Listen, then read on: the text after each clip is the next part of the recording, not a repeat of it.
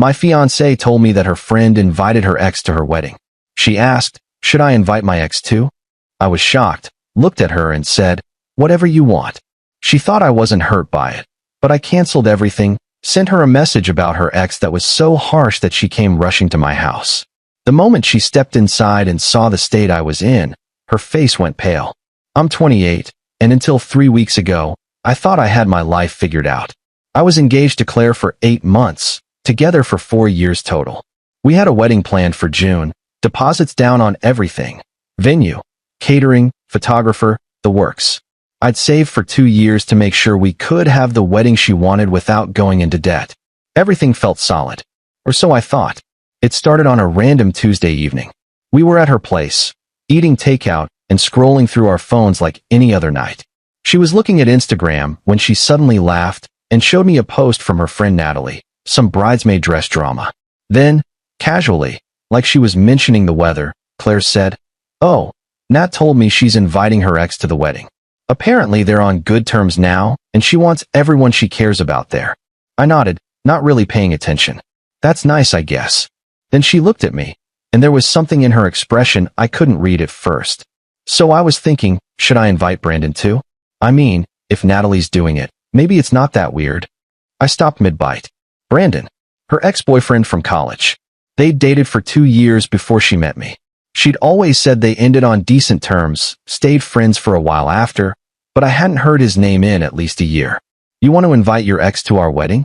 I asked, trying to keep my voice level. I don't know. I'm just asking what you think. He was a big part of my life once. And we're mature adults now, right? I put down my food. My stomach had suddenly turned. Whatever you want, Claire. She looked at me for a long moment, then shrugged. Okay, I'll think about it. That was it. She went back to her phone. I sat there feeling like I'd been punched in the chest, but I didn't say anything else. Part of me wanted to believe this was just a passing thought, that she'd realize how inappropriate it was and drop it. But something about how casually she'd brought it up, how easily she'd accepted my non-answer, made my skin crawl. The next few days were strange. She didn't mention Brandon again, but I couldn't stop thinking about it. Why would she even consider inviting an ex to our wedding? Why now, 8 months into our engagement? I started paying more attention to little things I'd been ignoring. How she'd sometimes take her phone into the bathroom. How she'd become more protective of her screen when we were together. How she'd started going to the gym more often, but never seemed to want me to join her. On Friday night, I was at her apartment again. She was in the shower, and her phone was on the coffee table. It buzzed with a text. I wasn't the type to snoop. I'd never done it before, but something inside me broke. I picked it up. The message preview said, "Can't wait to see you tomorrow." Same place. The name at the top was Brandon. My hands started shaking. I unlocked her phone. I knew her passcode because she'd never hidden it from me before. I opened the thread. The messages went back 3 months. 3 entire months of daily conversations. Nothing explicitly sexual in what I could see at first, but the tone was wrong. Too familiar. Too intimate. Inside jokes. Heart emojis. Late-night texts that said things like, "Wish you were here," and "Miss your laugh." And then I scrolled further up and found it. A message from 2 weeks ago where Brandon said, "Last Saturday was amazing. I forgot how good we are together." I felt like I was going to throw up. I kept scrolling, looking for something that would prove I was misunderstanding, but then I found the photo. She'd sent him a picture of herself in the lingerie I'd bought her for Valentine's Day. His response was exactly what you'd expect. The shower turned off. I heard her moving around in the bathroom. I put the phone down exactly where it had been and stood up. When she came out, wrapped in a towel with her hair dripping, she smiled at me. "Hey babe, wanna watch something?" I looked at her, this woman I'd planned to spend my life with, and I felt nothing but cold rage. But I smiled back. "Actually, I need to head home. Early morning tomorrow." "Oh, okay." She kissed me on the cheek. "Love you." "Yeah, you too." I drove home in complete silence. When I got to my apartment, I sat in my car for 20 minutes, just staring at nothing. Then I went inside and started making calls. First, I called the venue. Explained there was a family emergency and we needed to cancel. They were surprisingly understanding, said they could refund 80% since we were still several months out. Then the caterer. Same story. Then the photographer, the DJ, the florist. Every single vendor. By 2 a.m., I'd canceled everything. I'd lost about $4,000 in deposits and fees, but I didn't care. The money didn't matter anymore. Then I opened my laptop and typed out a message to Claire. I didn't hold back. I told her everything I'd seen. Every message. Every lie. I told her that Brandon could have her, that they deserved each other, that I hoped the affair was worth throwing away for years and a future. I told her I'd canceled the wedding, that she didn't need to worry about whether to invite her ex anymore, because there was no wedding to invite him to. I told her I never wanted to see her again. I sent it at 3:47 a.m. and turned off my phone. Update 1: I woke up around noon to someone pounding on my door. My phone was still off. The pounding didn't stop. I dragged myself out of bed. I'd barely slept, and looked through the peephole. It was Claire. Her face was red and blotchy. Mascara streaked down her cheeks. She was in sweatpants and a hoodie, no makeup, hair in a messy bun. I'd never seen her look like that before. "I know you're in there," she shouted. "Please, we need to talk." I opened the door. She practically fell inside. "What the hell did you?" she started, then stopped when she looked at me. I don't know what she saw in my face, but whatever it was made her go pale. I was still in the same clothes from the night before. I hadn't showered. I'd been crying at some point, though I barely remembered when. My apartment was a mess. I'd pulled out all the wedding planning binders and folders and scattered them across my living room floor. Photos of us were lying face down on the coffee table. "Oh my God," she whispered. "You actually canceled everything. What did you think I was going to do?" My voice sounded hollow even to me. I thought you were just angry, that you'd cool down and we could talk." "Talk about what, Claire?" "About how you've been sleeping with Brandon for 3 months. About how you were going to invite him to watch you marry me. Were you ever going to tell me? Or were you just going to keep both of us around?" She was crying hard now, struggling to breathe. "It wasn't. It's not what you think. Then what is it? Explain it to me." She sank onto my couch, her hands covering her face. "We ran into each other at the gym in August. We just started talking, catching up. It was innocent at first, I swear. We got coffee a few times as friends. But then, I don't know, old feelings came back. I was confused. I didn't mean for it to happen." "You didn't mean for what to happen?" I needed to hear her say it. "We slept together. Twice. Once in September, once 2 weeks ago. That's it. I swear that's all it was. That's all." I laughed, and it sounded unhinged. "You cheated on me twice. You've been emotionally involved with him for months, and you're minimizing it." "I was going to end it with him. I was going to choose you. When? Before or after you invited him to our wedding?" She had no answer for that. "Get out," I said quietly. "Please, we can work through this. Couples therapy, whatever you need. I love you. I made a horrible mistake, but I love you. You don't love me. You love having options. You love the security I gave you while you explored whether your ex was a better choice. And when I said, whatever you want about inviting him, you thought I was too weak or too stupid to call you out. You thought you could have both of us. That's not. Get out." She stood up slowly, tears still streaming down her face. At the door, she turned back. "The money you spent on the deposits. I'll pay you back. Half of everything. I promise. I don't want your money. I want you out of my life." She left. I locked the door behind her and collapsed on the couch. The apartment felt too quiet. Update 2: a week passed. Claire tried calling and texting constantly at first, but I'd blocked her number after the second day. She started emailing instead. Long, rambling messages about how sorry she was, how she'd ended things with Brandon completely, how she wanted to prove she could be trustworthy again. I deleted every single one without reading past the first few lines. My friends found out through the grapevine. We had mutual friends, and apparently Claire had been calling them crying, asking them to talk to me. 2 of my closest friends, Mike and Jordan, came over with beer and pizza one night. "So she really did it," Mike said, shaking his head. "I always thought Claire was solid." "Yeah, well, people surprise you." Jordan, who'd been quiet, finally spoke up. "There's something you should know. My girlfriend is friends with Natalie, Claire's friend who was inviting her ex to the wedding." "Yeah.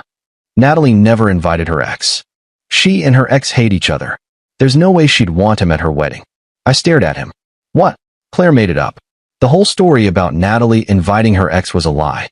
She was testing you, seeing how you'd react to the idea before she actually invited Brandon." The room started spinning. "She made it up to test me?" "Looks like it. My girlfriend said when she heard through Claire's friends what happened, she called Natalie to ask about it. Natalie was confused, said she'd never said anything like that to Claire. So it had been even more calculated than I'd thought. She'd created a fictional scenario to gauge my reaction, to see if I'd be okay with her ex being around. And when I'd said, "Whatever you want," she'd probably taken it as permission to push further. "There's more," Mike added. "Brandon apparently has a girlfriend now too. Has for a few months. Claire was the other woman in his relationship too." Jesus Christ. "Yeah. His girlfriend found out last week. I guess after everything blew up with you two. She dumped him. He's been posting cryptic stuff on social media about betrayal. It's a whole mess." I sat back, processing all of this. Claire hadn't just betrayed me. She'd betrayed another woman too. Someone who'd probably trusted her boyfriend the same way I'd trusted Claire. And she'd lied and manipulated to try to make it all work in her favor. Update 2 weeks after everything exploded, I got a call from an unknown number. I usually don't answer those, but something made me pick up. "Is this you?" A woman's voice, unfamiliar. "Who is this?" "My name is Lauren." I was Brandon's girlfriend." My stomach dropped. "How did you get my number?" "Brandon had it saved in his phone. I went through everything after I found out about Claire. I wanted to reach out because I think you deserve to know the whole truth." "I'm listening." She took a deep breath. "Brandon and I were together for 1.5 years. He told me about Claire, that she was an ex from college, but he said they hadn't spoken in over a year. That was a lie. They'd been in contact since last May, before you were even engaged." My hands went cold. "Before we were engaged?" "Yes. I found old messages when I did a deep dive. They'd been talking on and off for almost a year before it turned physical. And there's something else. Claire told Brandon that she wasn't sure about marrying you. That she felt trapped, like she'd said yes to the proposal because she was scared of starting over, but that she'd always wondered what would have happened if she and Brandon had stayed together." I couldn't speak. Lauren continued. "Brandon told me all of this when I confronted him, trying to blame her, make it seem like she seduced him. But I saw the messages. He was encouraging her, telling her she shouldn't marry someone she had doubts about, telling her they should meet up to talk things through. They were both playing each other and playing us. Why are you telling me this? Because you canceled your wedding and lost money, and you're probably sitting there wondering if you overreacted. You didn't.